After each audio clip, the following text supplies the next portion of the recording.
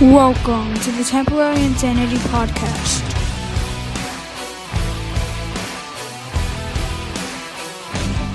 Here are your hosts, Joshua Lewis Pereira and William McCall.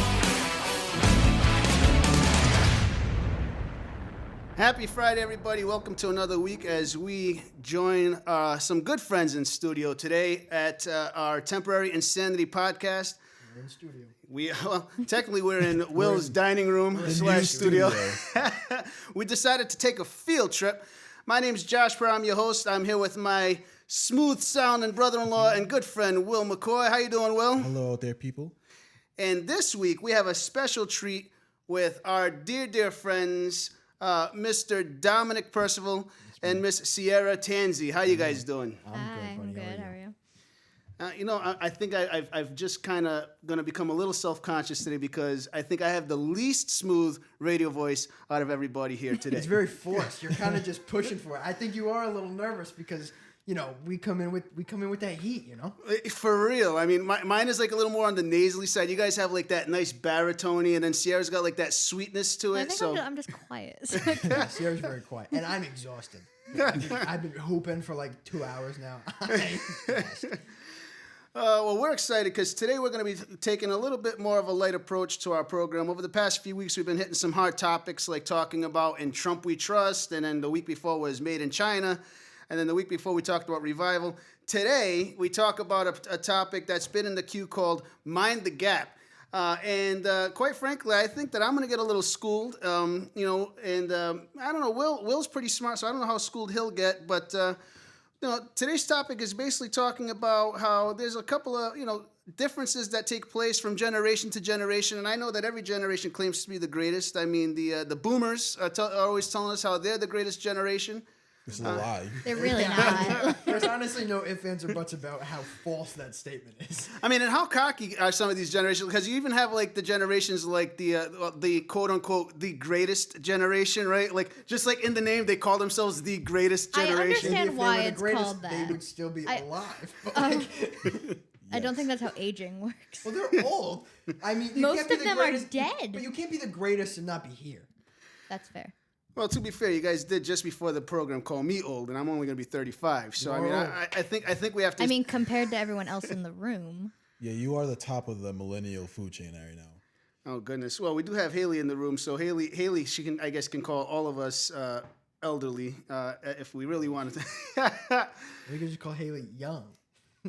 She doesn't know what she's talking about because she's young. You're young. You're too young. You can't. You can't are part. understand You are the part complex- of the generation that ate Tide the Pods. complex ideas that run through our head. You're too young for them.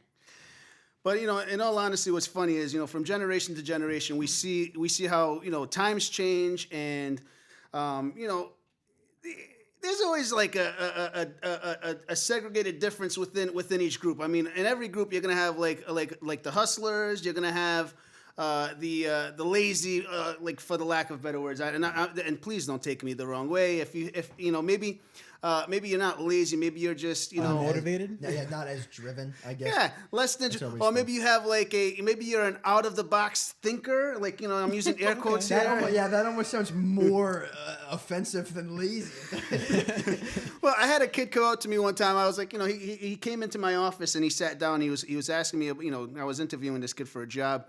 And we're talking about the job spec and all that stuff, and he's kind of like sitting there, and I'm asking him like the simple interview questions, and as we're talking about the interview questions, he's I'm asking what motivates him and what excites him, and this kid, he's fresh out of school, and honestly, it was just a little awkward, and I kind of looked at him and I was like, listen, I don't want to waste your time. I'm just going to be upfront with you. Like, I just don't think this is going to be a good fit. And the kid sat there for like 10 minutes, and I'm like, now I'm in my office. I'm trying to do like I have work to do. Like it's one of those things. Like kid, I can't really sit here. Like I felt awkward because like what do I do here, right? And the kid just sits there and he's waiting, and I'm like, hey man, could I ask you a question? Like, is there a problem? Like, are we on the same page? Like, like best of luck to you. So he kind of so I looked at him. I was like, did you just come in here expecting that this job was just gonna be yours because you went to school, you had the paper? And he's kind of like, well, yeah. I'm like, oh, okay. I was like, I felt bad because one of his biggest strengths, like he looked at me, and he goes, well, I'm one of those out of the box thinkers. I'm like, Well, I'm not looking for an out-of-the-box thinker. I'm looking for a field technician that's going to be an in the truck, get out of the truck, and get to work kind of thinker. You know, like take the tools out. So I gave him a friendly piece of advice, and it's funny because I know this is where you guys are going to probably be like, "Hey, Josh, you sound like an old man here." You know. School is great. Some people are studious. I'm not saying not to go to school, whether it be college, folk school. You know, trades are awesome. People are needed in the trades. I mean, I'm honestly look at an electrician, at plumbers. You know, they make big money. But the one thing that's necessary in all things is the hustle. The hustle has to be real. And if you don't have that work ethic, you're not going to make it. And I told this kid, I says, listen, can I tell you a secret? Some of the wealthiest people I know don't even have a high school diploma, but they have drive. You know, and I think that's one of the things that we see from generation to generation is that, you know, you have some people in each generation, whether they be boomers or Gen X, and then, you know, our millennial generation, and you guys are Gen Z, and then we have Gen Alpha that follows thereafter, and then whatever is going to come after that. At this point, they're just making it all up. You know, but some people are driven and some people are not. And I think that's going to be the biggest difference when we see, and especially when we talk about some of the statistics on this program, you know, how people do, like, and where they end up in life. I mean, I don't know. That's just my 2 cents to start off the program. Yeah, I mean, I think when it comes to any type of work ethic, there's always like, I feel like, especially with, I don't know if it's just people our age or whatever, but it's something that I see, is that people think just a work ethic is one thing. A work ethic is, in theory, maybe just like your ability to work hard at something and to stay focused on a task and push forward, drive, whatever, yada, yada. But, like, if you're going into, like, an interview-type process, there's always, like, you have to, like, alter what you're willing to, like, focus your work ethic on based on the job that you're going for, right? So, in that kid's situation, I know maybe I'm a super good out-of-the-box thinker, but if that's not what he needs, I'm going to make sure that he knows that I have those strengths as well. Because if you're an out-of-the-box thinker, why can't you be a straightforward, straight-line thinker at the same time? Because you have to be one to be the other. You know what I'm saying? Oh, in this particular case, he was a little too out of the box. He was awkward. Out of his gorgeous I'll be honest with you. I mean, you know, in my line of work, we deal with owners of companies and stuff like that. I needed someone that was going to be, you could be out of the box. I love out of the box thinkers, but don't be awkward about being out of the box. You know, be like, be a little bit more in the box with, not being. Well, that's a story for another day. But listen, what I love about our topic today is as we talk about this, you know, and look, we're not going to solve like the world's problems here in our discussion, but I mean that would be pretty awesome. hope. And if we do, we expect compensation. Okay, you know, we are available for think tanks, you know, because we hear that those are special classes, maybe. right, master class. But you know, one of the things that I love about us is we have a nice little group of different backgrounds. We have a good little flavor here, and as we go through, we'll be kind of presenting some of our different flavors, and I think that we'll have some fun. But most of all, one of the things that I want to talk about is motivation. Motivation is one of the key elements, and honestly, over the past few years.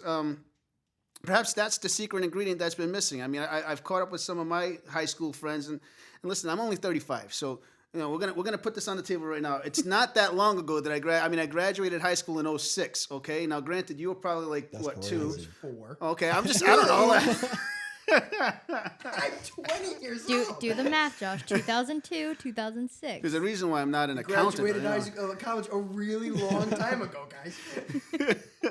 I mean, you know, but it's funny because I still run into some of the people, and it's either one of two things happen in my generation, the people I graduated with. Either some of them are hyper successful, and then some of them, you know, still doing the whole paycheck to paycheck, couch surfing, And I'm not saying anything against anybody, you do you, and some people's priorities are different than others, but but why is that? I know.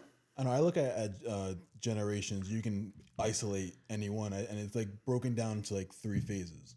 It's like the older sibling, the middle sibling, and the younger sibling.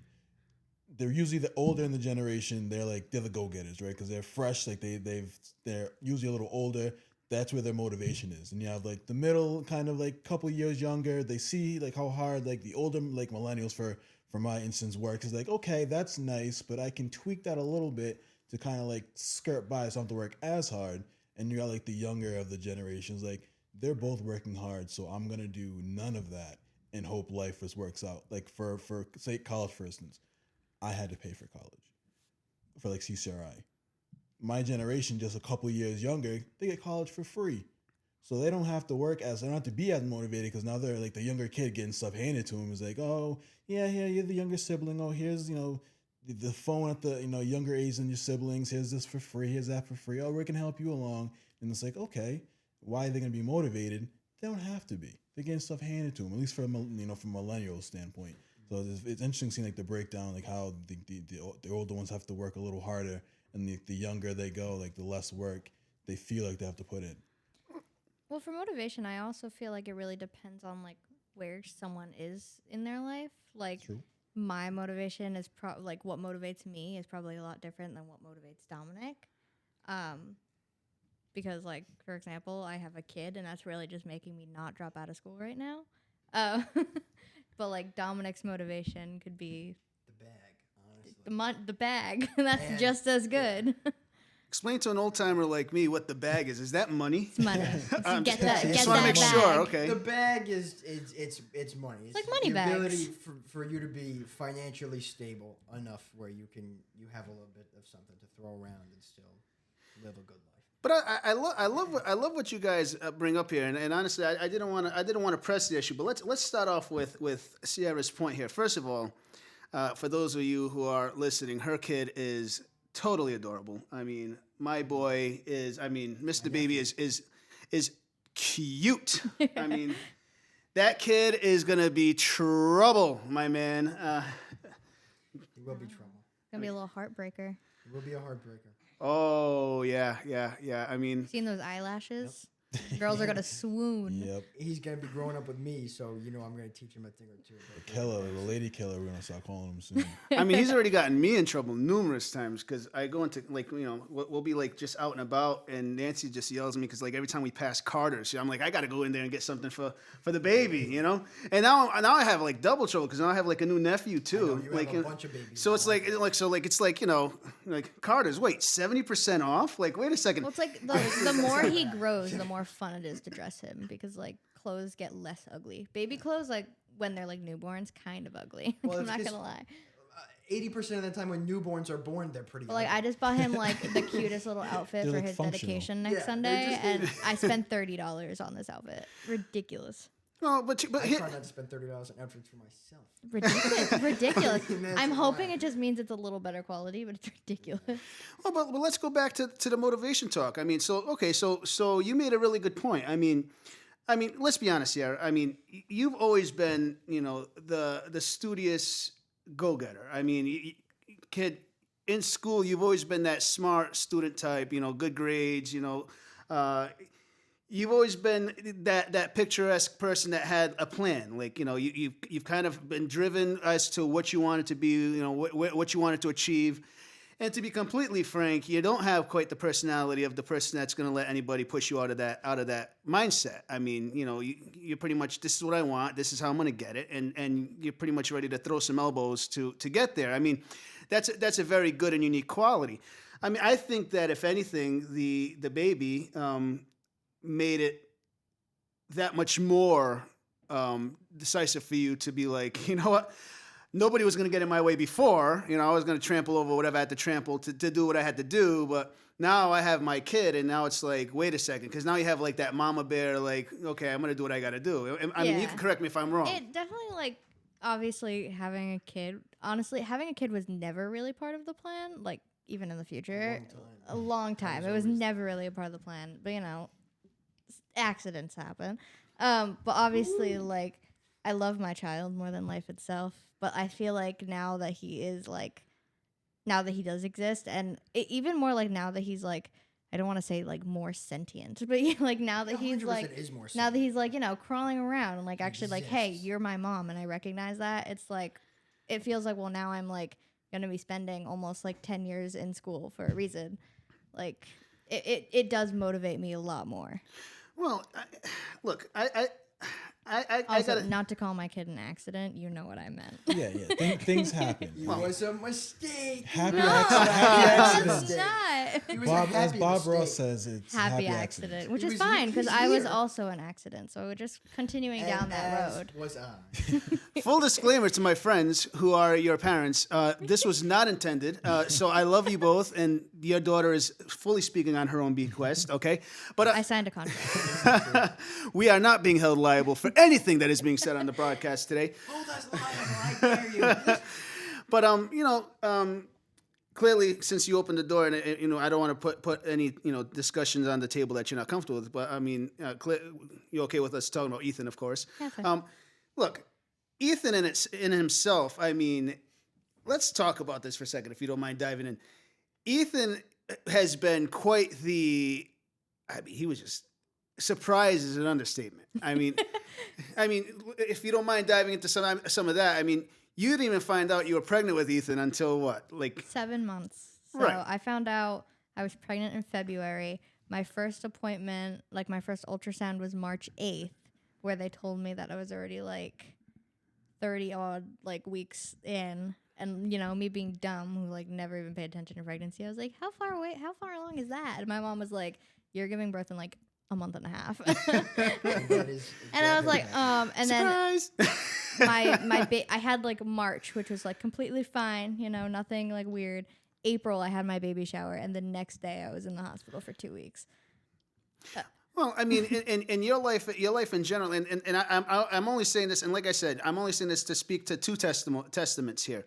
One, I mean, and of course, I'm always going to bring like the power of God into like all of our situations. But a lot of kids your age, and I'm sorry, you're not a kid anymore. Now, full disclaimer to those. This is gonna show us you're old. You can keep calling them kids. Well, here's the thing, and disclaimer to those of you who listen to the program who don't know us, which is probably like 98% of you, because I only have like 5 friends. So like my 5 friends listen to the program, and they know that I've known them. But to the rest of you, I've known Domenic, and I've known his sister, who's making us proud over in Chicago in college as well, at Trinity. I've known Sierra and her brother, who wasn't able to be on the podcast today. But I've known these young adults since they were literal children, like boogers falling down their face, all that kind of stuff. Like all the embarrassing stories. But we won't say any of those here today, right? So I'm going to try not to call them kids. I'm going to try to call them by their names or young adults, because they are not kids. They are fully grown. I mean, they're professionals. Dominic's a grown man working in a profession. Sierra's a mom with an awesome baby. But it's been awesome for me to see them grow up. And one of the reasons I wanted to have them on the podcast today is because as we talk about these generational differences, they have shown such like an awesome testament to what growing up in different, with different personalities, with different types of motivations, and let's be honest, they've killed it. I mean, I for one have been very proud of you guys. I mean, you guys have your own unique spin on how you want to do. You guys have your own ambitions and goals. But you guys are killing it, and so with Sierra, and we're gonna turn our attention to Domenic in just a second. Dominic's like looking at me like what? but with Sierra, I mean Sierra, we've clearly seen the hand of God on your life for a long time.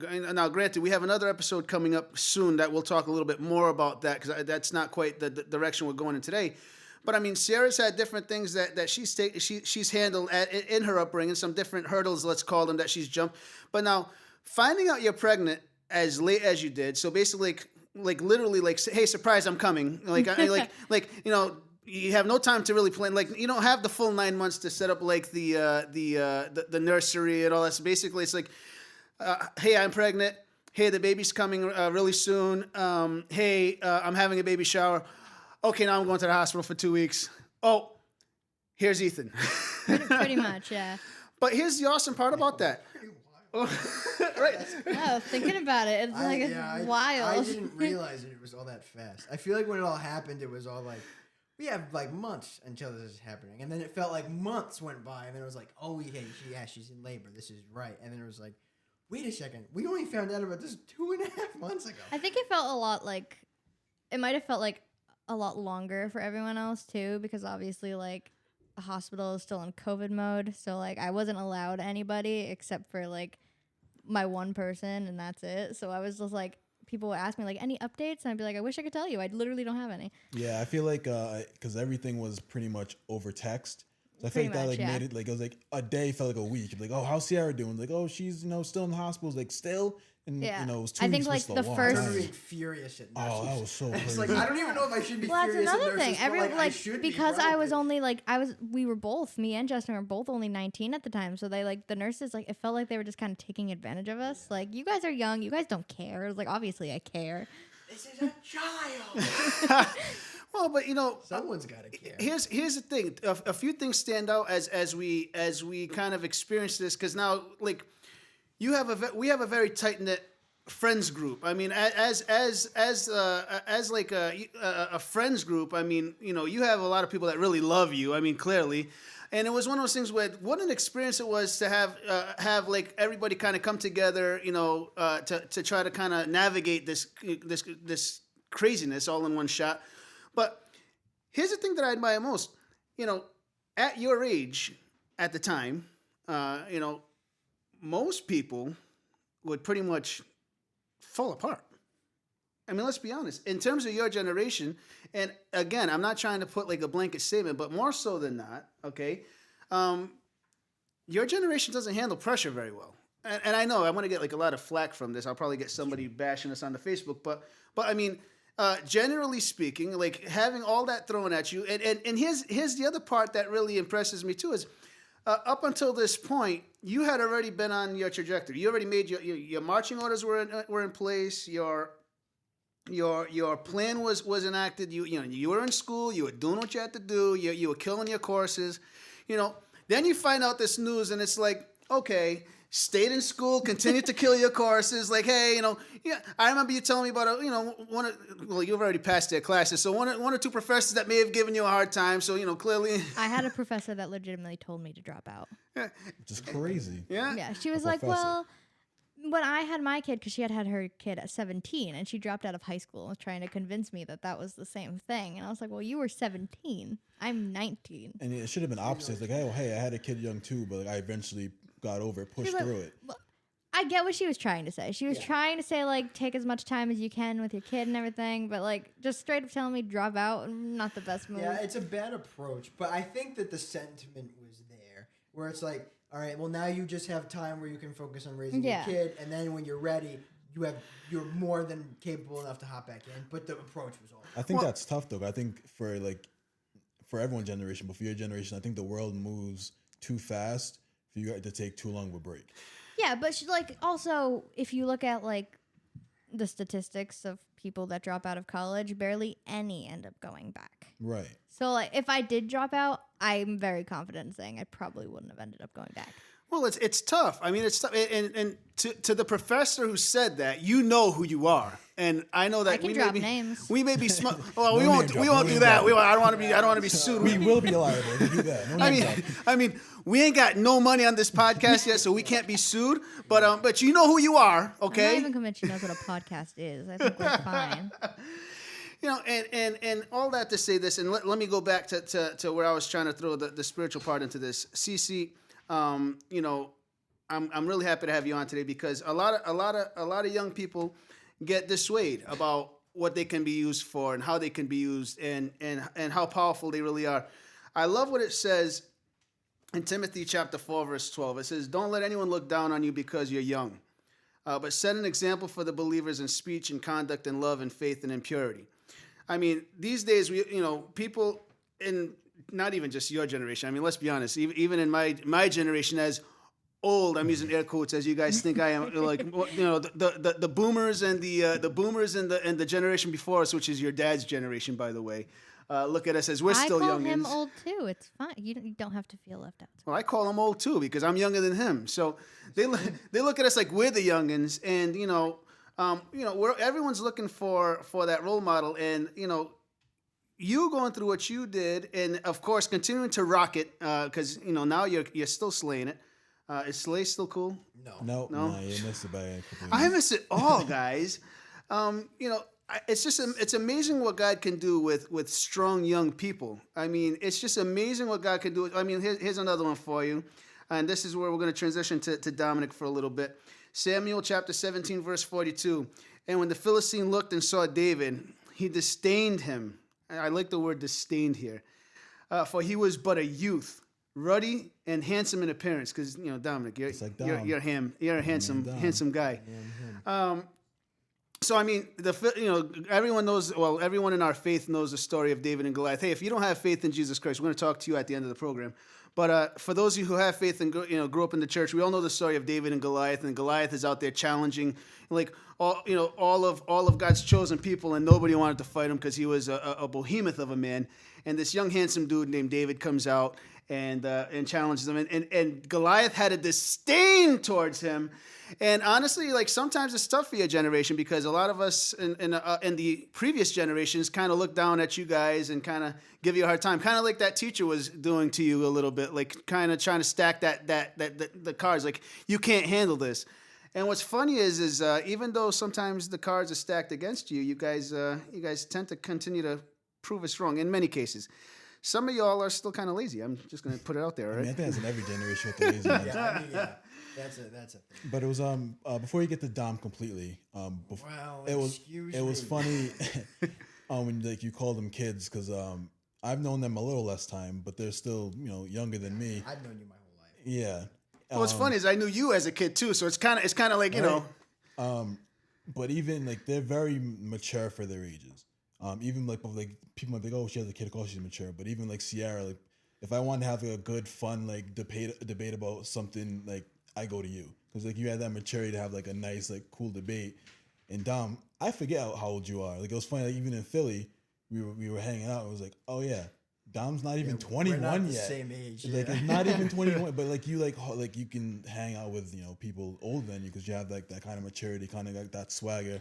But yes, that's it. That's all the riz I'm giving you guys today. You guys got some. You guys got some old souls. I mean, I got some footage from back in the day. I won't do that to Dom because he doesn't like it when I pull out the old. Fat. Well, I wasn't gonna say all of that. I was just saying from when he was a youngster and we did some OG video broadcasting years ago, just shy of COVID, and Dom was on there and he was doing his thing, representing. When we used to go down into the dining room and you had all of BCA cheering you on go Dom. Oh, yeah, no, I wasn't fat back then. Well, I didn't think you were, but you. No, I was. That was my senior year, wasn't it? I think it was your senior year. Yeah, it was right before COVID happened. Yeah. It was right after my first Philly trip of that year. Then we got some. If you really want to go into the archives, we have some good old fashioned blackmail videos of you from when you were, and I'll use air quotes again, quote unquote, when Domenic considers himself fat. That's when I was fat. Domenic doesn't. I got my timelines confused. Domenic doesn't understand what being fat is. Fun fact: Josh. Some of us can. Josh made almost 400 pounds. Yeah. When you get to 397, bro, then you can talk to me about. Just remember, whatever blackmail you have on us, we probably have something worse. I'm sure you guys have plenty on me. I'm pretty sure we have that Britney Spears. Sure, you were compact. That's the way. Yeah, you don't remember Wally? Wally came up, put me in there, and squeezed me into a cube, and was like, "That's Dom. That's Dom for now." So let's talk about Mr. Domenic for a minute here. So Dom, let's talk about Domenic. You took a different. So Domenic, you're a hustler, man. I mean, you are. See, I think the reason you and I get along so well is because you're very much like me. We're not exactly thrilled about the studious type. No. I hated school. With a passion. However, I was the first generation in my I was the oldest in my house, so it was kind of one of those things I had to do the school thing. But tell us a little bit about yourself. Well, myself in general, or what pertains to this thing? Because I could go all day about myself, but you want to know how I got started in life, why I made the decisions I made. I'll let you use your judgment on this one. Right. Well, I'm Dom. I think when pertaining to college and school and things like that, it was really different for me because I grew up with two parents that my dad never went to college. He works a machinist. What I do now is a trade. It was a family thing, and my mom didn't go to college until way later in life. So growing up, I had in the back of my mind that I knew whether or not, things worked out or didn't work out with school, I knew that I was going to be fine because my dad was fine and he never went to college, and my mom was fine and she went to college way late. So I never felt like an overwhelming pressure by my parents to do college, but by society, it's college all day, every day. It's college or bust, right? And I think nowadays we're starting to see more of like that's not the case because it's like you can work a great job and not have a degree. You can work your way up in a great job and then get your degree later for less money because you can go into a job with tuition reimbursement, stuff like that. But for me growing up, I didn't feel pressure from my parents to go to college, but society was always like college, college, college. And in high school, I started working at a job, and from there it was like, well, I'm just going to do this my whole life. I'm just going to work. I hated school. I saw an out from school. I go, I'm just going to work. I worked at the Clam Shack for 2 seasons, and then I was working 70 hours a week at Chick-fil-A for like 2.5 years until, I progressed into this trade that I'm in now. So it was always kind of like, school was never an option, really. I think it's interesting too because like you see like the ebbs and flows of school, even like between like our both mine and Josh millennial generation, because like you're a little different because like you're the head of the first you wanted to go to college, but I feel like your age group of millennials like 4-year college, graduate degree if you can get your master's was like that was the minimum, like that's what you had to do. Yeah. For me, it was like 4 years is not for everyone. Go to CCRI, get 2 years in, and then take a break if you don't know what you want, or if you don't know what you want, just go to CCRI or take a break. Because I know of few people that are even close to me who got that. It's like, oh yeah, I'm gonna take I'm gonna do 2 years or a year at CCRI or at Rick or whatever, and then I'm gonna take a break, and they never went back. That was my original plan. Yeah. Because like you said earlier, I got it for free, so I was like, I'm gonna do my 2. I'm gonna do all my gen eds. If I want to go back, I'll do my other 2 with a major focus, and then we'll go from there. I think I lasted 2 weeks. I think that goes back to the motivation thing because like you're not paying up front, so like if you want to like, oh, I don't like this, I had no loss. Right, no reason to put yourself through stress because you're not paying for it. My motivation wasn't school. My motivation was get in the that bag. bag. Get in the bag. And that's what I did. I dropped out and I worked way too much at the job that I worked because that's where the money was. The money wasn't in school right away. So in my mind, it was like, why am I going to sacrifice this already good thing that I have to make less money and do something I don't want to do when I can just put all my eggs in the basket and make as much money as I I think you guys learn too because you see all the stories like, oh yeah, people go to 4-year college, you get out at $100,000 in debt. Yeah. Who wants to? Like, I'm not going to do that. That's why CCRI is a big thing too. Like, oh yeah, 2 years cheaper, then I'll transfer over maybe. Yeah, but I think a lot of that was. Let's be honest. A lot of that was propaganda. Now, I think with it goes with the seasons of life too. Like, for instance, my plan in life, and I've shared this with you guys 1,000 times because you guys have known me forever and a day. But my plan in life was never to go to school. My plan was to finish high school, go into the Marine Corps, become a police officer, do all that stuff. Instead, met my wife, decided I wanted to plant some roots, get into college last minute. To secure a future, but then when I got into college, it's not that I didn't enjoy what I went to college for. I mean, I did end up enjoying my degree programs. I mean, I got a pre-law degree, I got a psychology degree. Did I end up using those degrees? Kind of. I mean, I ended up turning into a business owner. So I guess I use psychology a lot with dealing with my clientele and stuff. I use psychology a lot as my role as a minister. Like with the counseling and stuff like that. Fast forward a little bit. Now I'm finishing, a doctorate degree in theology because I love Scripture. I love being in God's Word. I love ministering the gospel. So so a different passion has come about. My desire to learn Scripture in a deeper way. So I'm finishing a doctorate degree in theology, and I'm finishing a doctorate degree in psychology because the counseling through again in my role in ministry it comes in handy. So I think the different seasons kind of change things here or there. Like you were saying, your mom. I remember when your mom and even Sierra's mom went back to school later on in life. The seasons had changed. Your mom has a passion. I don't know how she does it. She's a teacher. I mean, I deal with my kids, because they're mine. But like dealing with 30 other kids that don't belong to me, that's an underpaid job. you know. That's why I changed my major. No, but she had a passion for what she was doing, and your mom's in school again, you know, trying to further her master's degree. I mean, your mom went to school later on in life too, Sierra, to become a nurse. I mean, what happens is sometimes we have these times where we kind of take a break and then we find our passion and then we go back. But let's be real, that's not always the case, like you said, right? And statistically, a lot of times people take their gap year, because that's become a thing now, the gap year, you know, where they try to go get some life experience. And statistically, a lot of times people take that gap year and it becomes like a gap decade, then a gap 2 decades. And then they're like, well, I'm 60 anyway, so why bother, you know? Now, going back to the point that I made previous, you know, now, what kills me is, you know, there used to be a day where people would encourage young guys and girls to go to the Voc schools. Yeah. You know, because let's be honest, the trades are dying. I mean, the trades are dying because back in the day, they started to really push kids into college. Oh, you got to go to college. You got to go to college. You got to go to college. They started pushing them away from Voc schools. But let me tell you a secret. If you're good with your hands and you're not somebody that has a desire to go to college, it's okay to become an electrician. It's okay to become a plumber, because I'm going to tell you something right now. These guys are graduating high school with degrees, you know, with licenses to be electricians and plumbers and different tradespeople. And guess what? They don't have student loans, and they're getting paid almost $100K a year to do their. I mean, you get an electrician or a plumber into your house for about an hour. How much is it? $250. Yes. I mean, we're at Will's house for a specific reason. Wink, wink, nudge, nudge. It has to do with hiring a plumber. He is making a lot of money. He might be making a lot more money before he's done. And you know, he's not worried about what Biden does now with forgiving student debt. You know why? He doesn't have a student loan.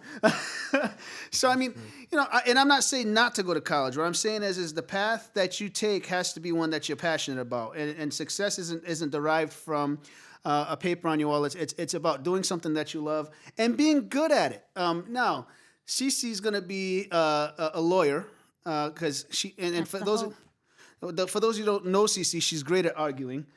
So you know, we're sorry, Justin. Just give up. Josh and I started our friendship because I wouldn't stop arguing with him. And look at that. It made us tight, thick as thieves, best of friends. But you know what? So it's all about being passionate about what you do. And I love the fact that you know, now unfortunately, you know, sometimes the passion is just not there. I mean, we see this happening today. Let's go into some statistics. I want to share some statistics, and we'll dive into our topical discussion. So I pulled up some statistics on Gen Z. That's your generation, guys. And you guys made a really good point in our pre-podcast discussion. And if you want to check out some of our pre-podcast discussion, check out our YouTube page. We have the behind-the-scenes videos that we put up every week after our show. You can see what we're rocking. I'm rocking my Snoopy, nope, not today shirt. I was trying to fit in with the Gen Zers. It's my indiscreet way of calling them lazy, because we know that our generation's awesome. The millennial generation is the best generation. But we'll get into that at the end. No, we can. We will. We shall. But according to current statistics, Gen Z makes up 26% of the global population. That's according to IZU, which is our source. And I'll put this up on our page like we usually do. In the U.S., Gen Zers are expected to account for about 40% of consumers. So, I mean, that's kind of interesting. They make up 26% of the global population, but in our country, they make up 40% of consumers. You're going to see why in just a second. 55% of Gen Z population chooses eco-friendly and socially responsible brands. And you see how I'm like making eyes at the camera. You can't. You hear the pause. It's a dramatic pause on purpose, but I'm making eyes.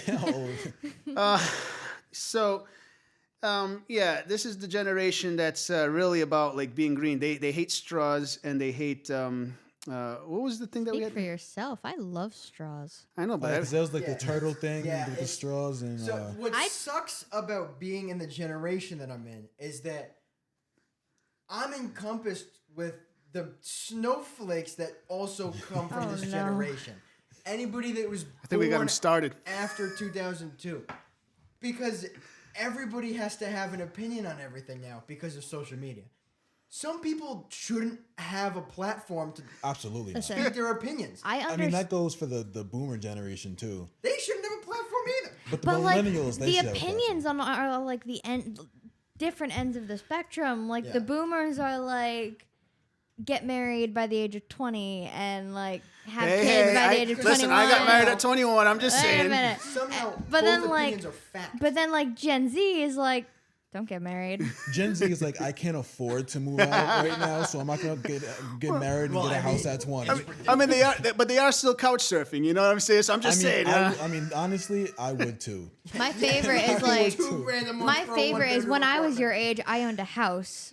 A cute like eggs cost like $5. Like I know. of course you bought a I hate it house. so much. But it Like, is true. inflation When doesn't I make was sense. your age, I did own a house and I had kids. And eggs costed Yeah, 99 but cents, also, like, Josh. inflation's But look a at the thing, difference. and, like, The older millennial, married at 20, bought a house that around the same time. The younger millennial, I moved out 2 years ago. I was 26, 27, and I was fine with it. I was fine with it. I waited those extra 5 years, and that was good. And listen, don't get me wrong. I'm not saying not to be like responsible for the planet, but like let's call it for what it is. I mean, It's you know, stupid. it's all That's about what it like, hey, let's go get hybrid cars. But then you see like what the mines what are the mines doing that they're using to mine for the batteries for these hybrid cars? People Like think it's electric cars are saving the planet, but they're doing worse for the environment than what a diesel truck would do, which is a crazy statistic. I mean, be practical. You want me to recycle? That's great. But then they put so many rules on the recycling. Like I was all happy. I was like, I'm putting the stuff in the recycling bin, and I'm being told like, well, you can't put that plastic thing in the recycling bin, but it's plastic. It's supposed to go in the recycling. Like they will throw out that whole truck, not just your my bin, the gosh. whole truck from And the now, recycling. I'm like, if they, well, like- what's the point of I don't recycling? even care. If I they throw it all in see the that bin. there's something wrong, they'll just not pick up your recycling. It's like, now. wait, I put the wrong plastic in the plastic recycling with the plastics? Like, it doesn't make sense to me. I don't like how they want us to spend money on these eco-friendly things, but then we have to spend more money than the non-eco-friendly thing. I'm not gonna spend extra $20 on a hydro flask just because it's good for the environment. I'm broke. I do like a hydro flask. I or have a one hydro too. flask type of water I bottle. do have a hydro But flask, but I had to save for it. I'm not gonna go buy a metal straw and take it with me I'm gonna be everywhere I honest. go. But that's gross. Just because I'm terrified that I'm tried gonna get the a metal paper straws. straw at Burger King. I tried the metal straws. That's just not because I wanted to save the planet. And as awful as it sounds, I didn't care. I It's just because wanted they to were try a- the metal a straw. They trend. were cool looking. They were a but they're trend. disgusting. Listen, I know I'm gonna sound they like get gross. They're metallic. I know I'm gonna sound like the old guy here, and I'm not trying to, but two things. One, You need old guy. I sincerely don't know what a hydro flask is. It's a water bottle. It's a water bottle. So why can't we just call it a water bottle? Because it's the brand. The It's like- brand is yeah, Hydro like a Flask. clean- It's it's like like- calling a Yeti. Or it's like a Kleenex. Oh, It's okay. like they're tissues, but Kleenex like took All over. right, It's like a right. But hydro Hydro is the- Flask was very much made popular Yeah. by middle schoolers.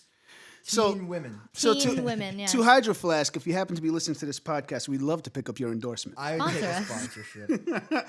And also, when it comes to straws, okay, here's where I stand. The point of a straw is that I can throw it away when I'm done with it. I don't want to have to wash my straw. killing the too much turtles. work. But And then that's why they come up with paper. and then the paper straws, They if you disintegrate. leave it, you leave it in your, like, it takes me like 5 hours to drink my coffee. So like by the time I'm done, the straw's missing. See, but then there's ridiculous. like Duncan who has like the blue straws. I like the paper, like the hard, like thick paper straws. Pause. Because it's just like, they're not paper, but they're not plastic.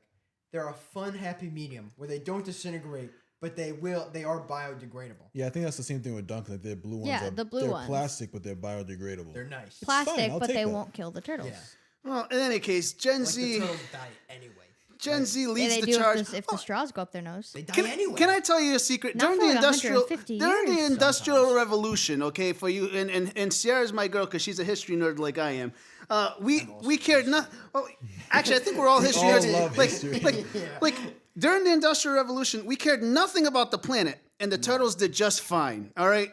No, I'm just gonna leave it at that. Okay. But like also Those there's like a steam food ships? cycle and like, yeah, but people did worse than turtles back then. The factories.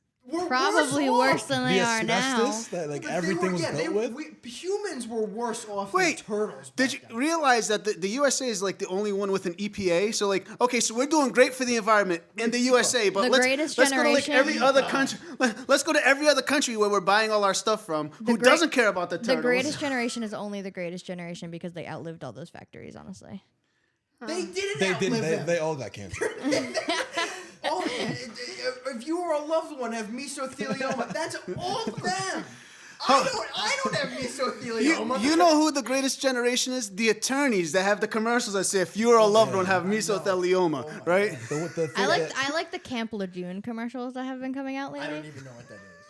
Have you never seen those commercials? They're- That Lejeune. is such a Gen Z thing to say. All What? right, I don't know what something is. What is a Camp Lejeune? that's where the It was Marines a go to get camp. boot camp, man. It That's was a camp that got like I think it got it's gas boot camp. or something. It's boot camp. But it got like Camps getting gas gas. is So, pretty big in but and they're history. like they're linking Camp Lejeune with cancer.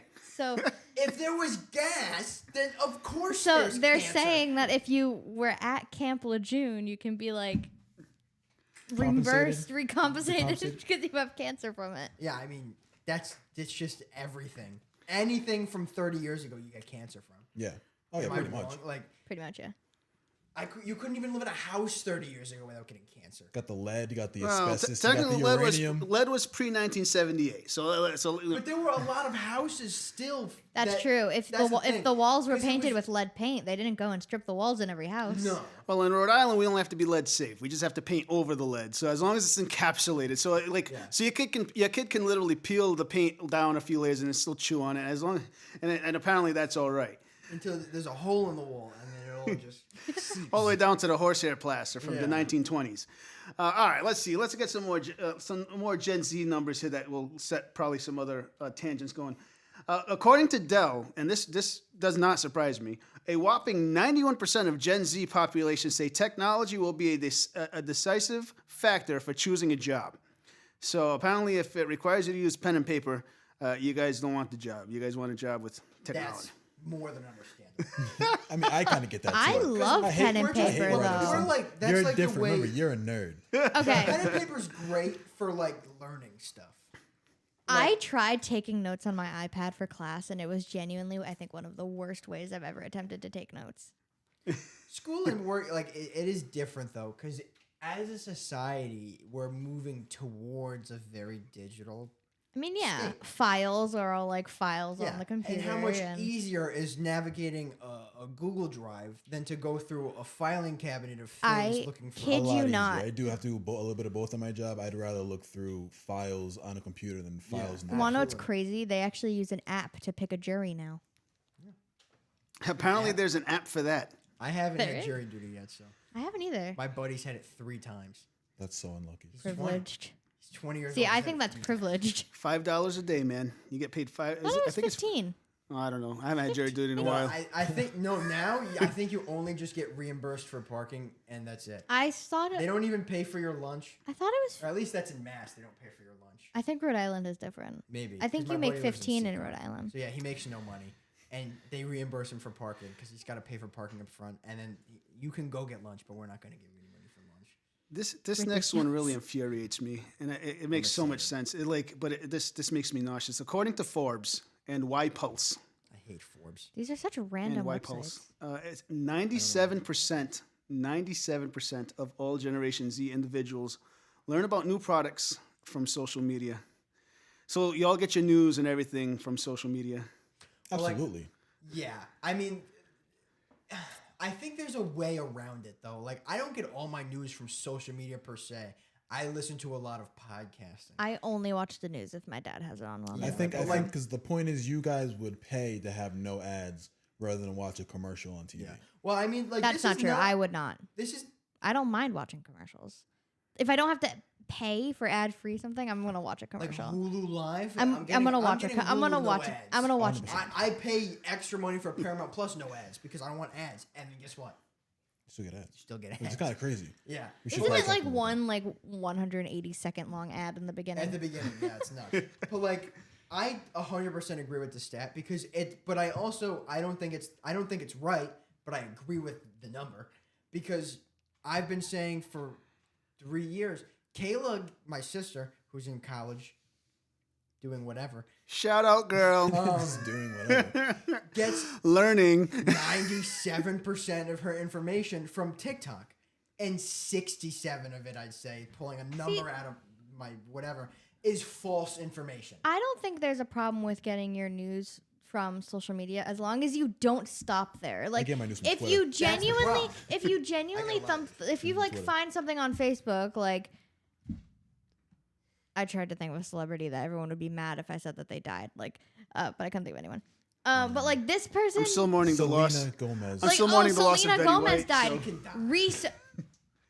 Wow. I don't like. But I like, care so That was much. harsh. But Yeah, like, but like this is like some people. Care That was so such a much. Gen Z thing to But say. But it's like- crazy because some people care so much about That's people true. that will never even. But my come in point contact is, That is if you true. find that thing, don't just like grab it off of Facebook and be like, "Oh yeah, this We is fact. apologize. Selena Gomez is dead. R.I.P. Love you forever." Like, no, research it and make sure it's real first. It's funny because like they'll look at that, they'll repost it, they'll DM someone, they'll send it in the group chat. And then they And then, gotta you know, take it all and then down. I'll take it Selena all Gomez back. on like Instagram the next day. Why is everyone saying I'm dead? Yeah. I mean, I remember when Kobe died, I went everywhere. I Yeah. looked everywhere because I was You just praying don't that believe it. was Like, false. nah, it's fake. That was me when But, Betty like- White died. Yeah, I mean, Betty White was a Like, big if you one. see Betty White or the Queen, saw the Queen died, But like those make sense. Yeah, but I'm still mourning the loss of Betty. I mean, that was. it was over a year. But ago, like Josh. those it- make it's sense. still. Yeah. Especially like Kobe was crazy. She went too Doing soon. She doing went too 90 soon. She didn't. She went too late. No, but She was probably hurting. but the T-shirts and everything were already made, But like man. at some point, it's like, She was so close to her birthday. I mean, I don't. Very close. That's the thing that sucks. I mean, it would have It been was awesome to just very celebrate that one unfortunate. birthday. That's the part that sucks about it. But like, she was ready to go.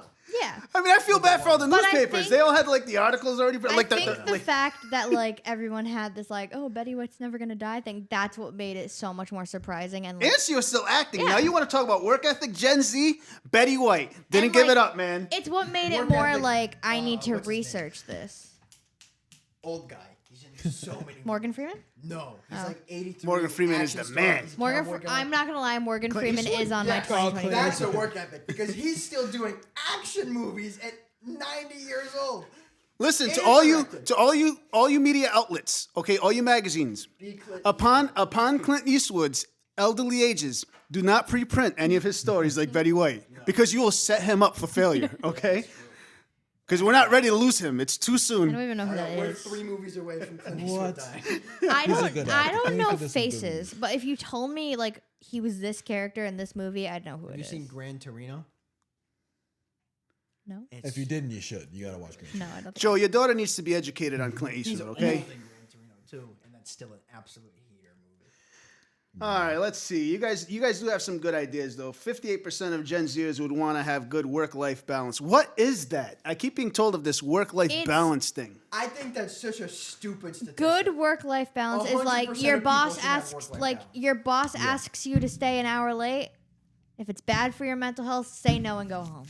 I mean, work-life balance is just for anyone. It's who not works. letting work take 9 to over 5. your entire life. I would like for you to read that again, please. 58% of Gen Zers would want to have a good work-life balance. 100% of people should want Yeah, I don't know why balance. anyone would want their Well, some their people think- I job to feel like take if- over their entire I life. feel like if the people think if I work more, I'll make more money. They don't care. I'm one that worked a lot back then. I still work a decent amount. I want the bag. I want to not die. See, he wants the bag, but he also was able to take a week off and go to weekend off and go to Philly. I too want the bag, but I want my bag to be like a Louis Vuitton or like See, a Gucci. this is like You need don't. to realize where work stops and life starts. These types of people like never have a job where they have to be on call. Like they See, want to like leave all of work my at jobs work. have been on call. They want to leave work at work 5 p.m. done. That's how it should be. That's how it should be. But like people who, especially like business owners and people who work salary, don't get that luxury because they're always on. Salary's a tough one. Salary's tough. You're That's why always on. I would really love to avoid working salary. If Because you no gotta- matter what, you're getting the pay. If you you're gotta getting if paid you gotta the work same till amount. 9 p.m. to get that project done, you're on salary. You gotta do You're it. working 60 hours, you're not getting paid 20 hours. But to be fair, your generation is also big on the gig economy. I mean, let's be honest. Like the last few people that I've been hiring, they don't even want to be on W-2. They want to be 1099 gig economy workers. They want like so for like my tech company, they want to come in and they want to be like paid by the job. So like if they have to go do like trouble ticket work, they want to get paid for that day's work. So I mean I understand it. So maybe that's the work-life balance, because they take work when they want to take work, or I hire them by the project. So like we have people that like write programming and stuff like that, or do coding and whatnot. Like they get hired by us by the job. Like, so I'll tell them like, oh, here's the project, and they work that project. And at the end of that project, they're like, you want to take on another project? And they're like, yes or no. So I mean, perhaps that's why you guys are so big on this whole gig economy thing. I'm still trying to figure out this whole gig economy. I can see that, because like Uber and Instacart and things like that are huge. Work whatever you want. Yeah, it's like, oh, do I want to work 12 hours today so I can take the next 3 days off? They can do that. Or it's like, oh, all right, I'm gonna take a few this weekend. They can do that. So it's kind of, I can see why that's becoming more of a thing. I mean, but that's a hustle too, though, because if you don't work, you don't get the bag. I guess Uber, it's a hustle in its own right, but it's no. You're driving around. People love. It's not hard work. I'm not saying it's super hard, but you gotta put in the hours. It is. Yeah, it's just a different hustle. Man, to be the guy that thought about Uber, or even more so, to be the guy that thought about putting random scooters all over the streets of Providence. That was a good and a bad idea. I mean, they get me so mad when they're in front of my downtown office, because like when you don't pay for them, they get locked up after a few steps. So like when someone leaves it like right in front of my door, I have to like literally pick them up, and I get so infuriated. But then I'm like so like impressed by the genius that is like you have to swipe a credit card to move that thing. They're smart. Until they find the ones in the Providence River, they have to replace those. There's so many on in the Providence River. It's crazy. I threw one of those. Yeah, scooters. you're part of the problem. You're part of the problem. Allegedly. Yeah, I'm sorry. I forgot that this is not my podcast. Even on your podcast, friend, you should be allegedly talking it's of a these. statute of limitations, This was in COVID. Nothing existed during COVID. Yeah, we don't talk about COVID. Nothing existed during COVID. I was in a mask. They don't know what I am. Until today. Yeah. 50. I find that this statistic's a little askew, because I feel like more people have done this, like, not even just in your generation, but 53% of Generation Zers bought something through a mobile device in the last 6 months. I like to think that's more like 100%, because even I buy my stuff all on my mobile phone. Like I don't even pull out my laptop for Amazon anymore. I know, like, Amazon's a thing. Like, I'm so bad with online shopping. The minute I get some extra money that I can spend, I am buying something, and it's so bad. The only thing I don't really do too much is for clothes. Sometimes the clothes online, like different shops, are iffy. Like an extra large in one online store is not an extra large in a different. Yeah, it's tough. You kind of got to know your spots. Yeah. Stick to your spots. I'm a large here. I'm a medium here. I'm an extra large here. Especially like for somebody like you, or sometimes me, who's buying clothes overseas. It's all totally different sizing. So that part's really all about knowing where you are in like certain places. But it's still like nothing beats going to a store and then buying something, because you have it right away. Like in terms of like anything really. But the convenience of not having to leave your house, it's just all right on your phone. Well, but I also think that that's part of the issue with like especially since like the COVID era, where people became like agoraphobic and whatnot. Like because what happens now is like people got so afraid of leaving their house. Like now you have like Instacart, and like you have the Prime, and like I get it, it's a convenience, which is great, and trust me, nobody likes conveniences more than I do. But I do too miss the days sometimes, like especially now, you can't buy into a store and buy anything. Like you could literally, it's like you want to buy something that's like, oh, shipped to you, or like you go into a store and like, oh, that's a special order, so like the days of walking in and getting what you want are pretty much behind us. And also I'm glad to see like this this trend of people moving back to supporting like the local businesses, because like yeah, because it's been choking out, especially like the conglomerates like Amazon, and like even Walmart has its own like online Amazon-esque platform. They started to choke out. I mean, it's hard for small businesses to compete with it, like their price points and stuff. So I'm glad to see like this big movement lately taking place. And honestly, and I will give credit where credit is due, a lot of that has been spearheaded by your generation and the latter part of ours, where there's an appreciation for small business and for like the local guy. Even a lot of like these little spin-up shops that keep showing up, like the little coffee shops now people are supporting versus like the big guys, or the little sandwich shops versus the big guys, like all these little corner restaurants and all that. So, I mean, the point of the broadcast is not to dog Gen Z, but it's to kind of get an understanding. I'll dog Gen Z every day. But a lot of our listeners, vary in age and they vary in generation, and it's funny because like one of the things that we try to do from week to week is we try to bridge gaps, right? We try to understand, especially when it comes to the church. I mean, because let's be honest, like I think a lot of the problem that we have as a church is that the older generations in the church don't really understand like the younger generation in the church, and vice versa. Like, because they look at the great generation or whatever looks at the Gen Zers and they're like, oh, like they look at it almost like they don't understand a way where it comes across to them like, oh, they just disrespectful. Yeah. And then the Gen Zers kind of look at like the older generations and it's kind of like, oh, they're just overly religious and overly judgmental, So like part of it is like, maybe exposing, the differences that take place in the sense that why is Gen Z and what has society come to in the sense that makes Gen Z, the way they are? I mean, we've seen a shift in the way technology has pretty much taken over everything. We've seen a shift in how even we buy things. I walked into a place not too long ago and I tried offering somebody cash to buy something and they legitimately told me no. They were like, you need to use a credit card. And they're like, and if you have touchless, it's even better. And I'm like, what? We live in a very cashless society. Right. So, I mean, what are some things that you see can be considered like the generational divide, I mean, it's kind of weird to say divide because I know the things that I despise about my generation, but I don't know if it's something that divides us. But like also a lot of the things I don't like of my generation are because of the younger side of your generation, where it's like, hey, I resent that, man. The younger side of your generation raised my generation, and you're a good young man. You're welcome. I like my part of my generation, where me and Sierra. Well, it's like what we were talking about in the bloopers of this.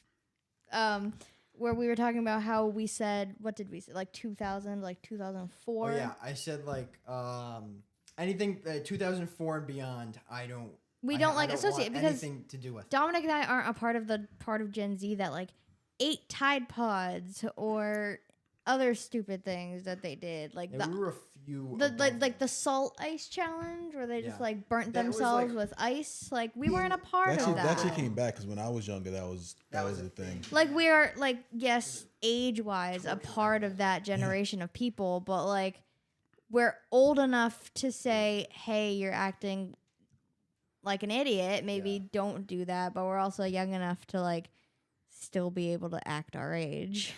And then there's that whole aspect of now we can't have definite winners or losers. Or which is whatever. Everyone gets a trophy. Which is what I hate. And that's one of those things where I say that's due to the younger side of your generation. Because the younger side of your generation raised us. So right, that's where the entitlements all started coming in. Yeah, now everybody thinks that they can do whatever they want. They get whatever they want, whatever, because they never had to compete for anything in their life. And we had talked about pressure earlier. I don't even know if it was on recording or if it was beforehand, whatever. But we talked about pressure and the ability to overcome pressure or whatever. We can't overcome pressure anymore because we never had to experience pressure. Yeah, well, we never learned how to compete. You never learned how to compete. I grew up playing sports. I grew up competing in every single facet of my life, whether it was sports or video games or school or anything. Anything that I do is a competition. So I know pressure because I know what it's like to be down and need to work my way back up to something. I know what it's like to be at my lowest and have the pressure pushing me to get back to my highest. Nobody from that whole 2004 on, 2006 on, whatever, knows what that's like because they were handed everything. They didn't have to compete for anything. There was no true competition. And that's what I was saying before. Like, you can kind of like draw lines where like even within a generation, things change. Yeah. Like for millennials, like your age, Josh's age group was like competition, dog eat dog world. Then mine was like, it was competition, but towards the end of like you said, towards the end of like me playing sports, it was like, Well, everyone gets a participation trophy. Because everyone tried their hardest, and like I was looking at that, I was like, that's weird. Like, no, they lost. They shouldn't get a trophy. Like it's first, second, third, and the rest are losers. You don't get points for trying. No, and that was the thing I that get a degree for trying college. I wish. Oh, I wish. No, God, I wish. you have to work to get a degree. You work to get a trophy. Listen, Even when if it's I- something as minuscule as Little League baseball. When I was a kid, that wasn't a thing. I mean, when I was a kid, it was like, and here's the sad part. When I was a kid, I played soccer, and my dad was my coach. And my dad used to bench me all the time because I stunk. I was like one of the worst players on the team. And I would only come in. My baseball coach, he was so mean to me. Yeah, my dad was like, I was like, Dad, can I play? No, I would only be able to play like when we were ahead by like a lot. But if we were losing, I knew I was going to sit out the whole game. I was like, and that was my dad. Like I used to coach. So I was a better coach than I was a player. So like it was one of those things where I used to coach Rachel's team, and we used to coach competitive, and we were undefeated. And so in the competitive league, it was still one of those things. Now at this point, it had started to become one of those ideas of like everybody plays, and those moms used to come up to me and be like, if my kid stinks, keep him on the bench. We want to win more than we want our kid to play. And it was funny because like I'd get called from the league, and they'd be like, Mr. Pereira, everyone has to have a chance to play. So so what we would do is I'd have all my strong players start, and then like once we got to like a complete blowout stage of the game, I'd put all the other kids in so they can have fun, and then I put my strong players back. But you're right, a lot of it has to do with not knowing how to compete. I mean, that competitive edge, and maybe that's why a lot of the entitlement has started to settle in. Like everyone gets a participation trophy, everyone gets a ribbon, everybody gets a part in the play. Even if you can't act, Yeah. That I think that's another piece to motivation. How do you feel any type of motivation or drive to better yourself when you don't know when you're bad at something? Yeah, how do you know how to win if you don't know how to lose? I know I suck at certain sports, and because I wouldn't get playing time or I wouldn't whatever, I would actively work at my hardest to get to a point where I wanted to be at because I knew that I sucked because I wasn't getting playing time or I wasn't getting whatever. But people don't know they suck anymore. You need to know that you suck to better yourself. Well, because that's when you would push yourself. So by knowing that you weren't good at something, that's when you would have that drive to practice harder and to put that extra time in. I mean, but at the same time, and for those of you listening who are from the older generations, this is not a new thing. Now, granted, it's new that the participation trophies and all that kind of take place, but I feel like in every generation, when we get to a certain age, it's one of those things where we're trying to find our place, right? Like every generation is trying to make their mark. They're trying to kind of do something different or kind of stick it to the generation before them in the sense of we can do it better, we can do it smarter, we can do it more efficient. It comes to a point where we're trying to figure out where we fit in. And I just, and a lot of that has to do, I think, at times with our inexperience. Now, granted, we're trying to figure it out. And as we get older, look, I'll tell you something right now. If anybody was, and my dad listens to every episode, so I already know I'm going to hear about this after I say it and after he hears it. But if anybody was a know-it-all through his teenage years, it was this guy. When I started my first business, I knew everything to the point where I was humbled very quickly when I started losing crazy amounts of money, and I had to go through the school of hard knocks, to learn how to make it back.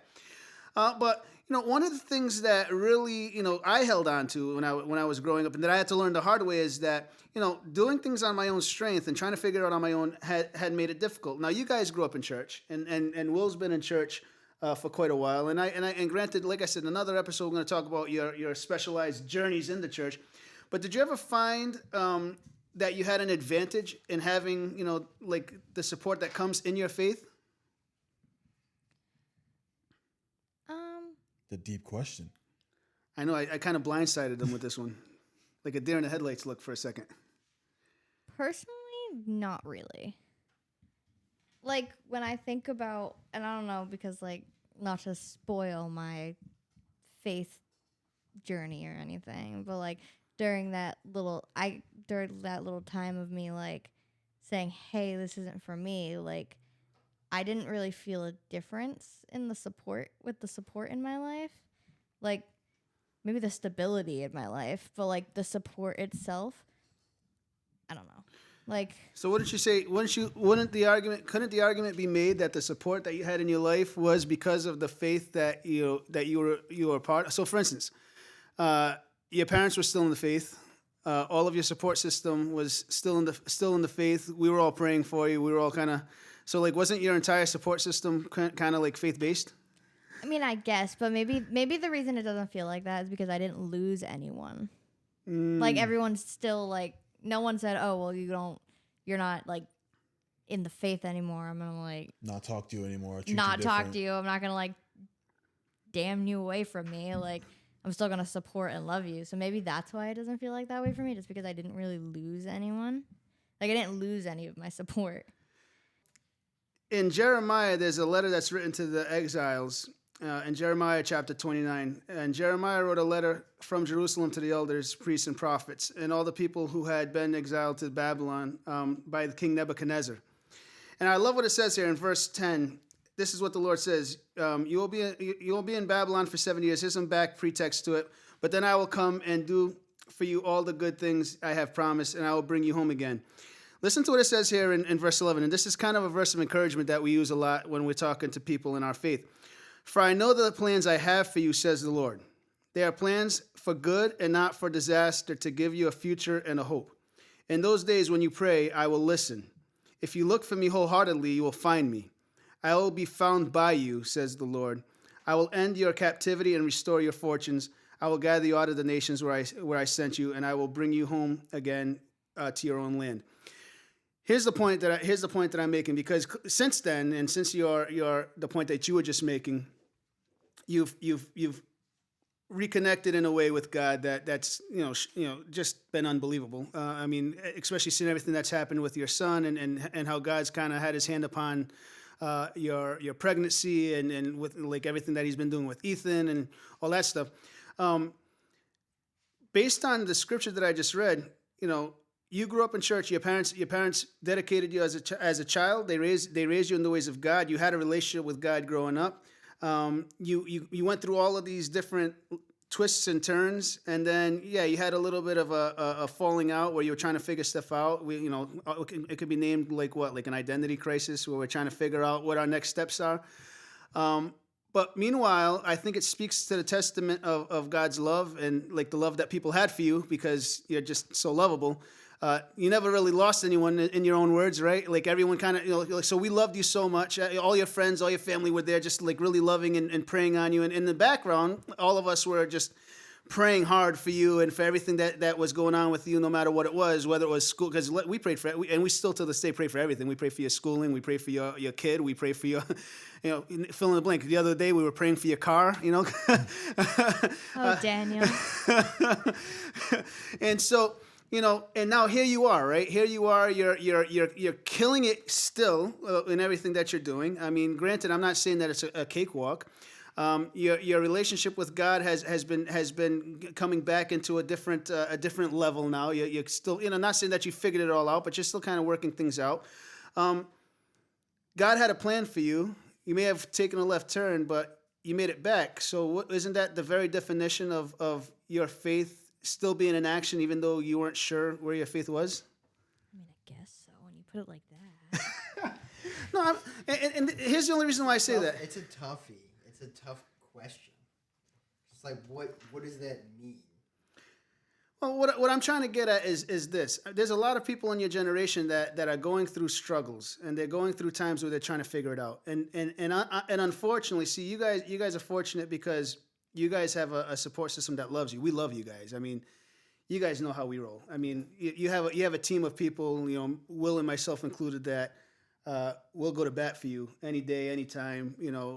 You could literally pick up the phone, tell us that you're apparently 7 months pregnant, and we will move heaven and earth to make sure that when that baby's ready to come, everything's set to rock and roll, right? And I mean, and that's to the point where they lock our girl hostage in the hospital for a few weeks. Poor thing. That's a story for another podcast. But I mean, literally, trying to lock her up, and we're kind of like have to hold like signs at the window from the parking lot because they wouldn't let no one see her. Like, free my girl Sierra. Free Sierra. And so, I mean, But unfortunately, like, it's one of those things where we love you guys so much, and you guys have such a support, and even just in your families. I mean, we're talking about like extended family, friends, and stuff like that, like us that aren't blood related, and Ethan has his Portuguese uncle Josh, Josh, that loves to spoil him rotten too, but he also has his family who does the same. So I mean, you guys have a support system. Dominic and Kayla the same, like none other, and regardless, you guys kill it, but I'm sure there's still struggles that you in this current day, in this current time, in this current generation face on a day-to-day basis. I'm sure there's still things that you guys have to deal with, even with the support that you have. I mean, Dominic, you have a wonderful family. You have an awesome girl on your side who like really keeps you in line. And let's be honest. I mean, We love Carol. we do love Carol, and Carol, if you're listening, I'll tell you again, you are way too good for him. I don't know what. I'm just playing, Dom. You're a catch, man. I know I'm a catch. You're a catch.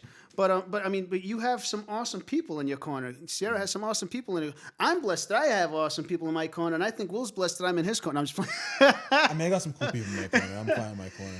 He's So- got me in his corner. The point that I'm making in this long-winded way is that we are blessed to have the family that we have, and even the church that we have, whether we like the church being in our corner or not at times. What about the people that are in your generation, or the kids that are in your generation that don't, like, Don't have a support system. that don't have what you have, whether it be the faith or the support system, or what do they fall onto? Well, as it stands, as of right now, they fall into the life of the street. I love how he says that. I think it is tough because every time you're like, this is like a generation directly before you and directly after you.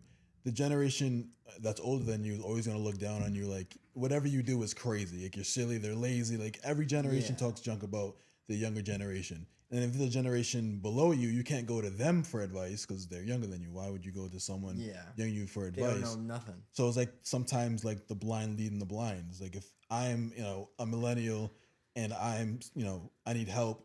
Am I gonna go to another millennial who also needs help? It's like, how do we help each other? We both don't have. I find the answers. that's where like maturity like really plays a part in it, because like you and Dominic get along so well because Dominic is pretty mature for a 20-year-old. Yeah, but like Will's and not That's because I helped raise him.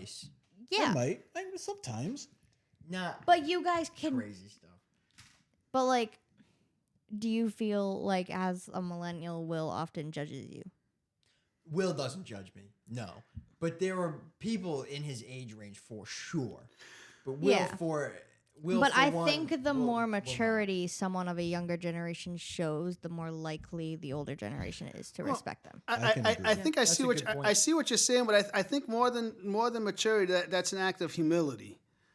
Because what happens is it's being humble enough to be able to both give and receive of that. So like so Peter 5:5-9 says, "Clothe yourself, all of you, with humility towards one another. For God opposes the proud, but gives grace to the humble. Humble yourselves, therefore, under the mighty hand of God, so that in the proper time He may exalt you, casting all your anxieties on Him, because He cares for you. Be sober-minded, be watchful. Your adversary, the devil, prowls around like a roaring lion, seeking someone to devour. Resist him, firm in your faith, knowing the same kind of sufferings are being experienced by your brotherhood throughout the world." What that's saying is basically like, you don't need to be proud, just be humble. Like humble yourself, because in the moment where you need to be like lifted up, like God will put you in that place where you're lifted. Like, kind of like when Joseph was like at his low, when it was time for Joseph to be exalted and like put in a position of power, God put him in that position. That same principle, though, believe it or not, it can be used in the world. Like, you don't need to pump yourself up, because it actually means a lot more when it comes from other people. Like if you self promote, it's never as valuable as when someone pumps you up. So like if Dominic comes out and is like, "Hey, check me out, I'm great at this," it's like, oh, people are like, "Oh, that's cool." But like if I come and be like, "Dude, did you see Dominic rocks at this?" Doesn't that carry so much more weight? So there's a thing about humility that, and the Bible is so wise when it talks about stuff like this, because humility is one of those things where it's multi-generational. If the older generations are humble in the way they listen to the younger generations, and vice versa, don't you think we'd have a lot more productivity between the generational divide? You know what I'm saying? Like even just being able to understand each other. Yeah, I think actually I was about to say understanding. I think is also another big one. Being humble and understanding are two big ones, because like we were talking about, like the older generation, they like look down. Even on my generation, it's like, oh well, I was married with 3 kids and had a house and a second vacation home by 20 years old, and they're like, oh, I don't understand how these 20-year-olds now don't have this. And then I can look at Dom and be like, I understand why he's 20 and living at home, because when I was 20, I wasn't doing the same struggle. I wasn't moving out at 20 years old, not because of just how life goes. So I had an understanding. It was like, oh, I know why, Dom's doing this, or I know why Sierra's doing this, because even though I'm, how old am I? 9 years older than you guys. I was still at 20. I'm not moving out. I'm not having kids. I can see why it's smart for you to stay at home, stack your money, and then when it's right for you to follow whatever you need to, because I was in that same mindset. But then the generation before me is like, oh, I don't understand why they're not doing this because I did X, Y, and Z at this age. Well, I think it's about breaking molds too. I mean, a lot of us, that was just the way it was. I mean, even in my family, between the 3 of us, we all had different expectations. I'm not going to put it like that. I mean, my parents were never really forceful, but they highly encouraged us to do things. So, my wedding I was the first to get married, so my wedding was supposed to be done in a certain way. Then Sarah was second, so hers was a little bit more lenient. Then Rachel was like, whatever, man. You could have a small wedding and a little party. And I was like, wait a second, what happened here? Good. It was so good. I feel like with the older generations, they like to look at the generations like they're just doing the things that they want instead of we're doing the things that we know we need to be stable in the future.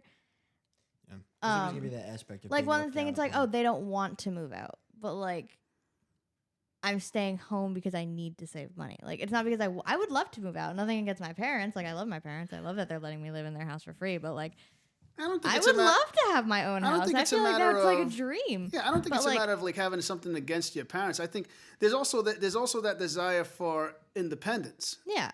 So I mean, I don't think your parents would fault you for wanting to experience that, especially now you have a kid too, so it's one of those things where you want to be able to have your space and kind of every young person wants that. Heck, I wanted that until I started getting my first utility bills, and but I learned very quickly. I think the older people are well, they don't want to do this, while our generations are more well, I need to do this in order to stay sane. I think that's where the understanding comes from, because they don't understand why you just don't move out. But, again, you're a little, you're more mature than the average, so hey, I could move out because I'm at the age to move out. But if I move out, I'm not going to get whatever the stability I need, the extra income I need for your child. Yeah. I'm gonna be working just to pay bills, so I'm going to stay home. That's it's smart, because there's people who can turn 18 and they have a part-time job, but they're trying to get 4 friends together to get a 2-bedroom apartment and sleep on a couch because they want that independent. That's not necessarily the smart thing to do. They're not using wisdom. They're not using maturity.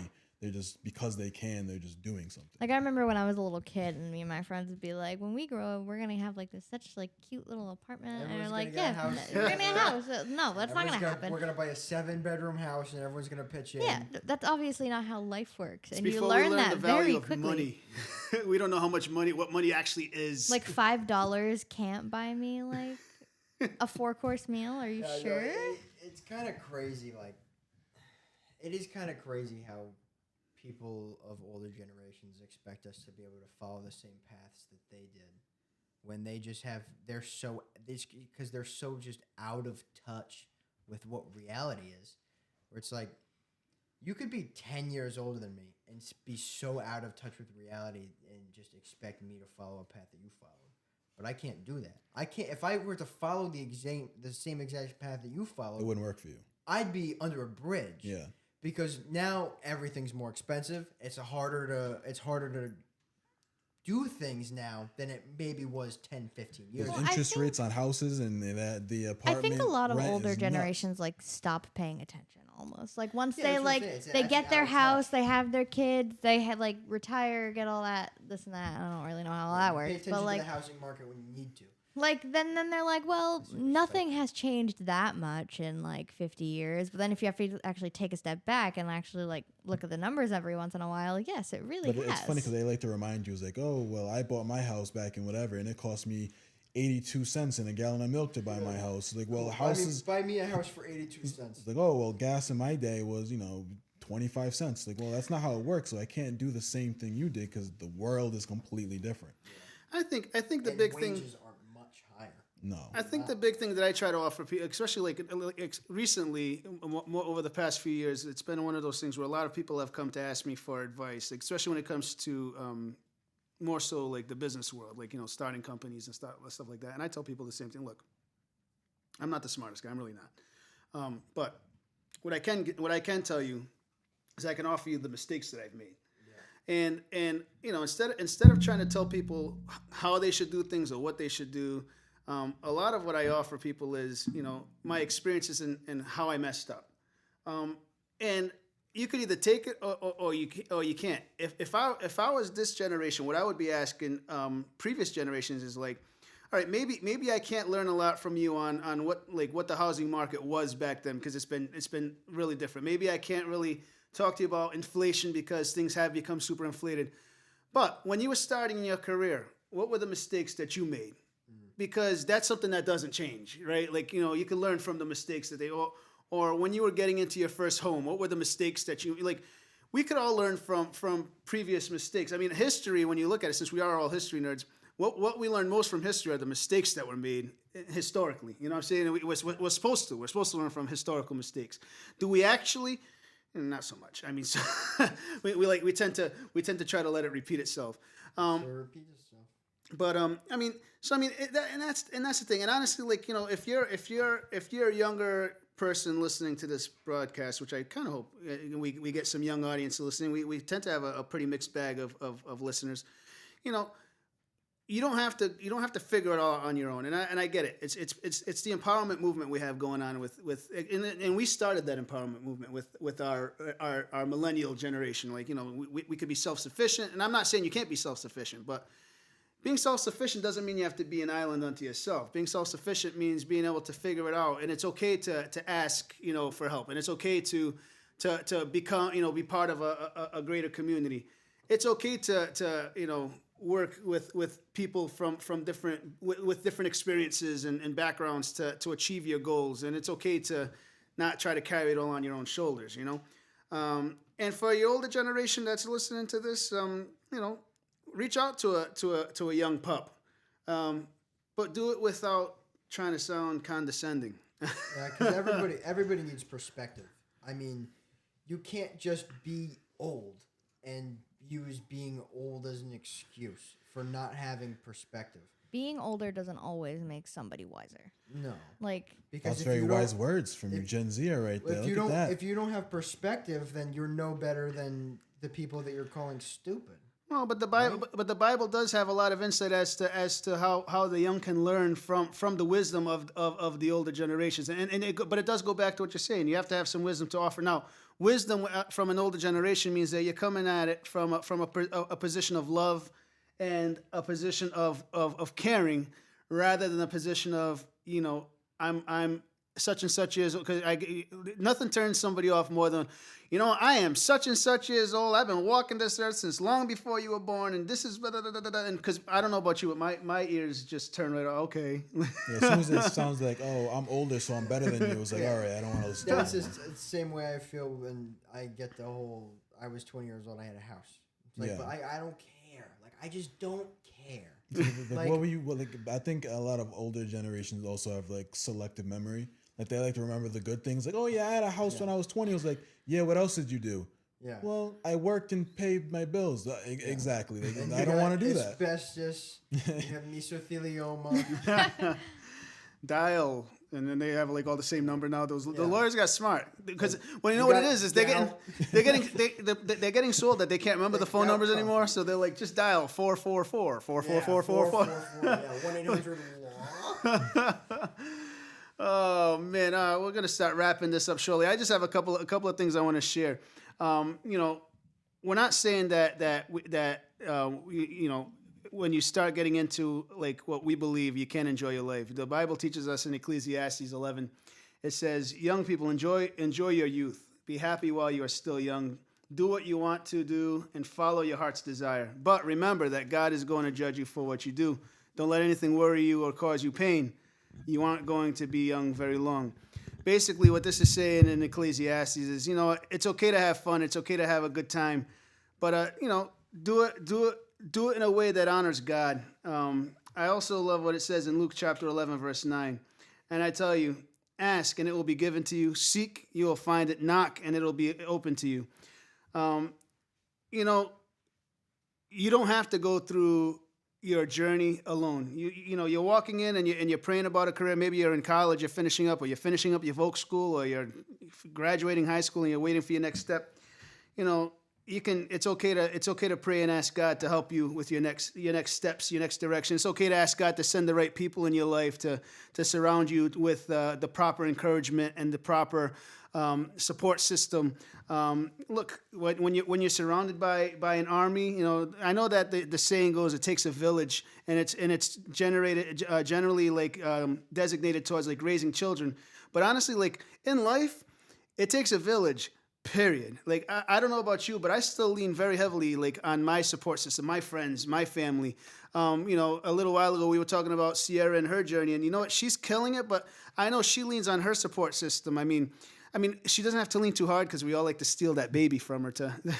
Listen, the amount of times I'll text my mom and be like, Ethan is doing this. Is this normal? And she's like, it's completely normal. And I was like, okay, it's all I needed to hear. That's only when mom can wrestle her away from either dad, your auntie, your grandma, or your Mimi, or like if Tio Josh is there, Tio Josh has no problem. So, I mean, Baby likes me as well. Yes. He does like Uncle Egg. Dom. Uncle Egg. Uncle Egg. I'm sorry. I apologize. But you know, it is something that we don't have to go through this life alone. But most importantly, we don't have to go through this life alone in the spiritual sense. Yeah, we've gotten to that part of the program, Will, where we're going to make that invitation. And, you know, maybe you're listening today and you don't know who Jesus Christ is as your personal Savior. Maybe like Sierra was mentioning a little while ago, you're in that phase where you're trying to figure out what's next and where you stand with stuff. Hopefully, if you're in that stage of life, you have a bunch of people praying for you like Sierra had praying for her because, gotcha, Sierra, right? But Been got. she's been got. But we always like to offer you the opportunity to get to know who Jesus Christ is. You know, the Bible says that God sent His Son to this world, not to condemn this world, but that the world through Him might be saved. And He did that through sending Jesus Christ to die for our sins. It's a very simple process. You know, you cry out to God and ask Him for forgiveness. And if you repent for your sins, He's going to come into your life and He's going to take care of you.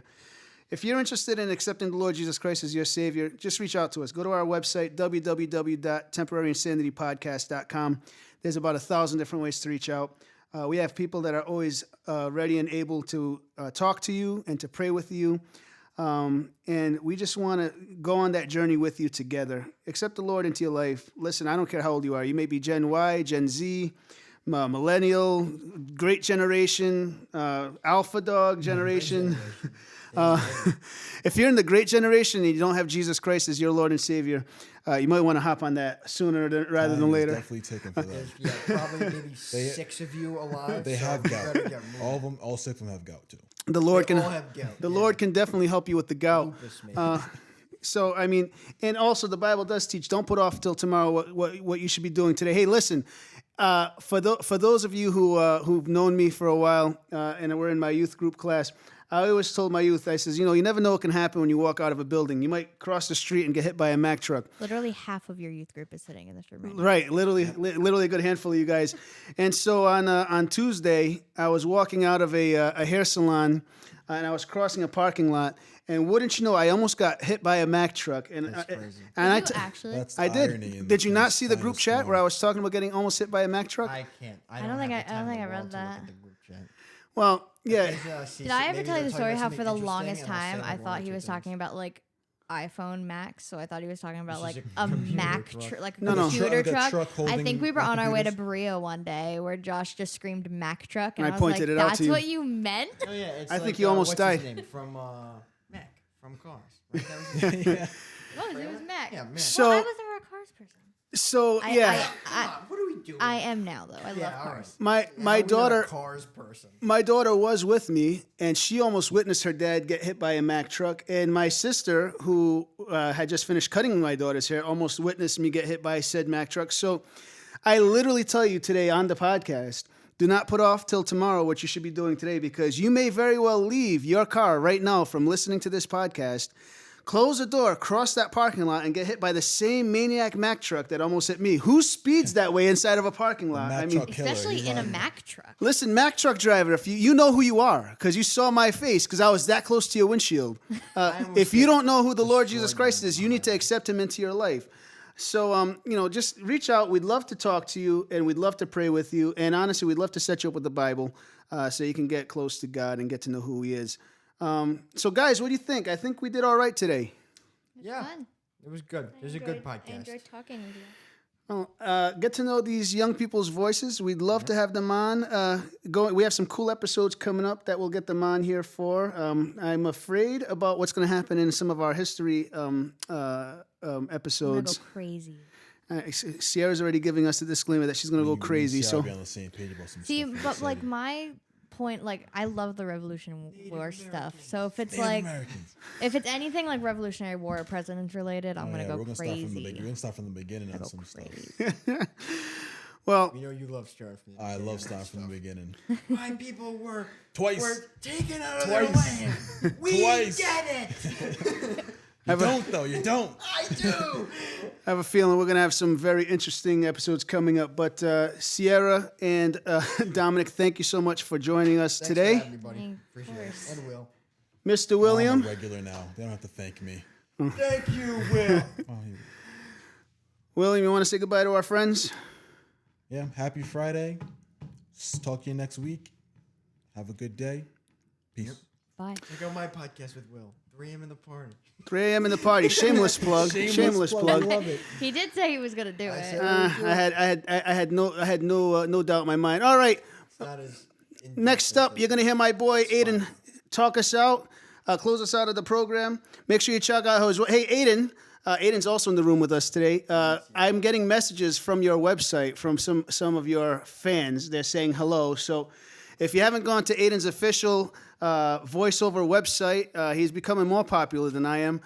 So he's going to close out the program today. But go to www.aidenpereira.com. Aiden, take it away, my man. See you all next week, Fridays at noon. God bless you. Peace. Bye.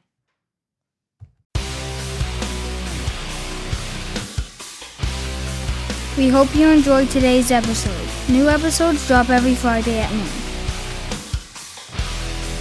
Have a question about our faith or the insane times we live in? Go to our website www.temporaryinsanitypodcast.com and record a voice message. It may end up on our show.